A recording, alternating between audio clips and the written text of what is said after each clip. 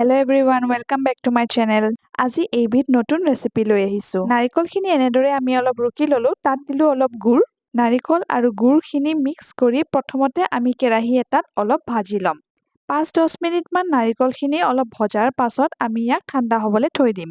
এতিয়া আমি পিঠাগুড়িখিনিত অলপ অলপকৈ পানী দি পেলাই ইয়াক সৰু সৰু লাডু বনাম। লাডুকেইটা এতিয়া আমি অলপ চেপেটা কৰি ল'ম। এতিয়া আমি ইয়াত দিম ভাজি থোৱা নাৰিকলখিনি এণ্ড দেন আমি ইয়াক আকৌ ক্ল'জ কৰি দিম। আপোনালোকে এটা কথা মন কৰিব যাতে কোনো ছাইডৰ পৰা এইটো অ'পেন নাথাকে, নহ'লে আমি যেতিয়া ইয়াক বইল কৰিম নাৰিকলখিনি ওলাই আহিব পাৰে। অলপ টাইম বইল হোৱাৰ পাছত প্ৰেছাৰ কুকাৰত আপোনালোকে এটা চিটি লগাব।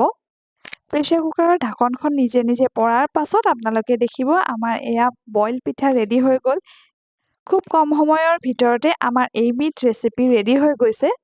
এক্সেছ ৱাটাৰখিনি আপোনালোকে এনেদৰে ষ্ট্ৰেইনাৰ এখনত ড্ৰেইন কৰি ল'ব। ঠাণ্ডা হোৱাৰ পাছত আপোনালোকে টেষ্ট কৰি চাবচোন কেনেকুৱা পালে।